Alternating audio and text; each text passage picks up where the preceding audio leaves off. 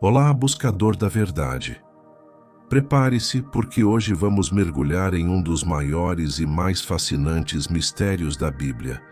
Uma figura que surge do nada, abençoa o grande patriarca Abraão e desaparece, deixando um rastro de perguntas que ecoam por milênios. Quem foi Melquisedeque? Um rei? Um sacerdote? Um anjo? Ou algo muito, muito maior? Neste vídeo, vamos investigar cada pista, desde sua aparição súbita em Gênesis até as profundas revelações no livro de Hebreus. Vamos explorar as teorias que o apontam como uma manifestação do próprio Cristo antes de seu nascimento em Belém e entender por que ele é chamado de sacerdote para sempre. Se você já se perguntou sobre as conexões ocultas entre o Antigo e o Novo Testamento, este vídeo é para você. Fique comigo até o final, pois a conclusão pode transformar a maneira como você lê as Escrituras. Antes de começarmos, já se inscreve no canal e ativa o sininho, porque a jornada que estamos prestes a iniciar é daquelas que mudam nossa perspectiva. Vamos começar nossa investigação no livro de Gênesis, capítulo 14. A cena é dramática. Abraão, que na época ainda era chamado de Abrão, acaba de retornar vitorioso de uma grande batalha. Ele resgatou seu sobrinho Ló e recuperou todos os bens que haviam sido saqueados. É nesse momento de triunfo que uma figura enigmática entra em cena. O texto diz: "E Melquisedeque, rei de Salém, trouxe pão e vinho. E este era sacerdote do Deus Altíssimo. E abençoou-o e disse: Bendito seja Abrão pelo Deus Altíssimo, o possuidor dos céus e da terra." Vamos analisar isso com calma. Primeiro, seu nome, Melquisedeque. Em hebraico, Melech significa rei e Tzedek significa justiça. Portanto, seu nome é literalmente Rei da Justiça. Em segundo lugar, ele é rei de Salém. A tradição, tanto judaica quanto cristã, amplamente identifica Salém como a antiga Jerusalém. A palavra Shalem em hebraico significa paz. Então temos aqui o Rei da Justiça, que também é o Rei da Paz. Já soa familiar? Mas o mais intrigante é o seu título, Sacerdote do Deus Altíssimo. Naquela época, o sacerdócio levítico, aquele que conhecemos através de Moisés e Arão, ainda não existia. Isso aconteceria séculos depois. Melquisedeque opera em uma ordem sacerdotal completamente diferente, mais antiga e, como veremos, superior. Ele serve ao mesmo Deus de Abraão, o Deus Altíssimo, e é ele quem abençoa Abraão, não o contrário. Abraão, o escolhido de Deus, reconhece a autoridade espiritual de Melquisedeque e lhe entrega o dízimo de tudo o que conquistou. Este ato de Abraão é um poderoso testemunho da grandeza de Melquisedeque.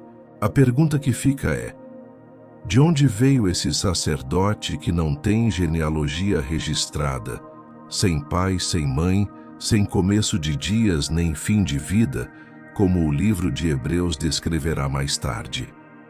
Por quase 1000 anos, Melquisedeque permanece como uma figura silenciosa nas páginas da Bíblia, até que o rei Davi, em um salmo profético, o traz de volta à luz. No Salmo 110, um dos salmos mais citados no Novo Testamento, Davi escreve uma profecia sobre o Messias. E no versículo 4, ele diz algo espantoso: "Jurou o Senhor e não se arrependerá. Tu és um sacerdote eterno segundo a ordem de Melquisedeque." Isso é monumental. Davi, um rei da linhagem de Judá, está profetizando sobre um futuro rei, o Messias, que também seria um sacerdote. mas não um sacerdote da linhagem de Levi, como todos os sacerdotes de Israel. Ele seria um sacerdote de uma ordem diferente, uma ordem eterna, a ordem de Melquisedeque. Isso conecta diretamente o misterioso rei de Salém ao Messias prometido. Davi está dizendo que o sacerdócio do Messias não dependerá de sua linhagem familiar terrena, mas de um decreto divino, eterno e imutável, exatamente como o de Melquisedeque. Essa profecia cria uma ponte direta entre Gênesis e o futuro rei sacerdote. Ela estabelece que o sacerdócio de Melquisedeque não foi um evento isolado, mas o protótipo, o modelo de um sacerdócio superior que seria plenamente revelado em Cristo. O sacerdócio levítico era temporário, baseado em descendência e rituais que precisavam ser repetidos. O sacerdócio segundo a ordem de Melquisedeque, por outro lado, é eterno, baseado em um juramento de Deus e na própria natureza justa e pacífica do sacerdote. Essa revelação no Salmo 110 é a chave que abre a porta para a compreensão final de Melquisedeque, que encontraremos no Novo Testamento. E é no livro de Hebreus que o quebra-cabeça de Melquisedeque finalmente se completa. O autor de Hebreus, especialmente no capítulo 7, dedica uma longa passagem para explicar exatamente quem Melquisedeque era e por que ele é tão crucial para a fé cristã. Ele usa a figura de Melquisedeque para provar a superioridade do sacerdócio de Jesus Cristo sobre o antigo sacerdócio levítico. O autor retoma a história de Gênesis e destaca pontos-chave. Melquisedeque não tem genealogia registrada. O texto diz que ele era sem pai, sem mãe, sem genealogia, não tendo princípio de dias nem fim de vida, mas sendo feito semelhante ao Filho de Deus, permanece sacerdote para sempre. Isso não significa que ele era um ser mágico que surgiu do nada, mas que para o propósito do registro bíblico, sua origem e fim são deliberadamente omitidos para simbolizar a eternidade. Ele aparece e desaparece no texto como uma figura atemporal.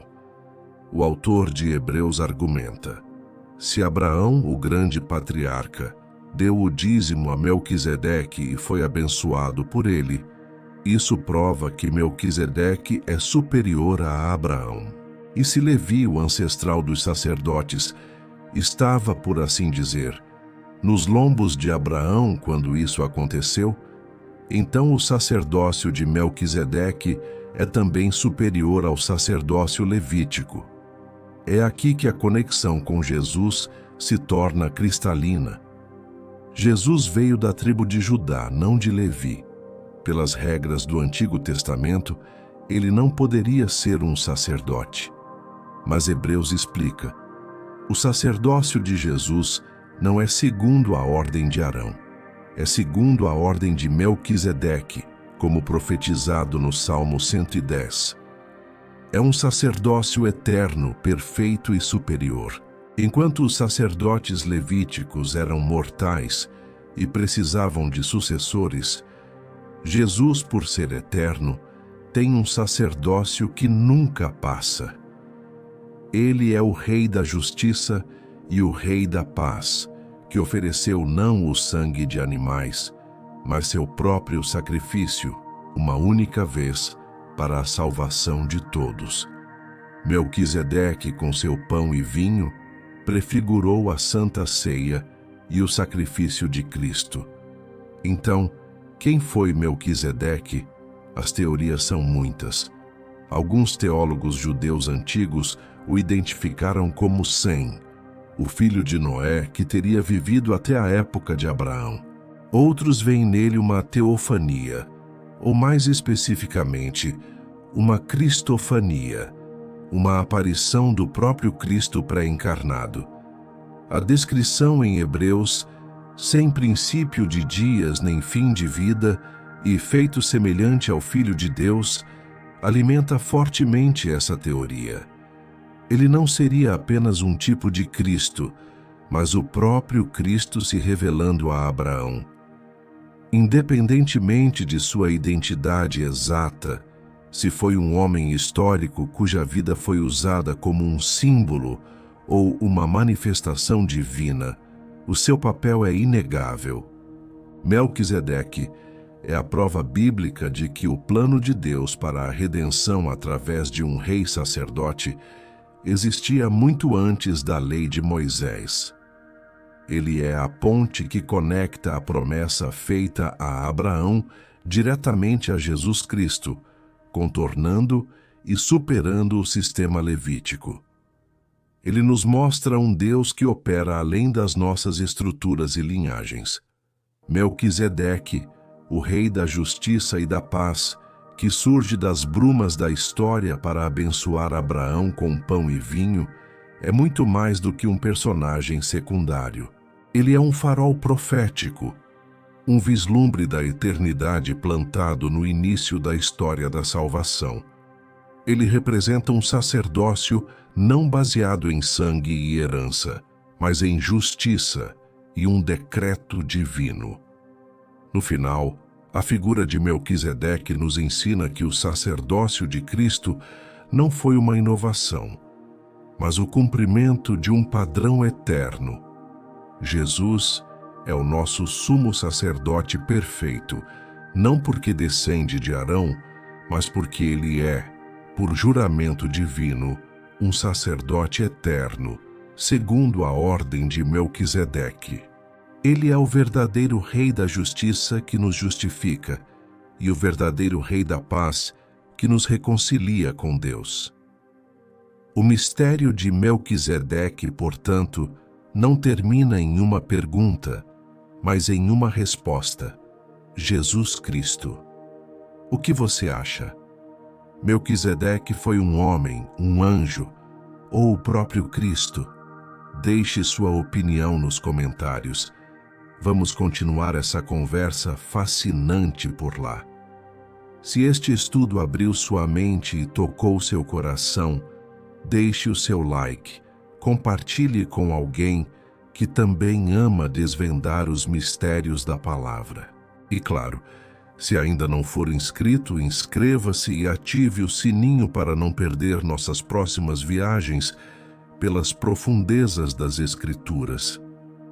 Obrigado por sua companhia e que a paz do nosso eterno sacerdote esteja com você. Até a próxima.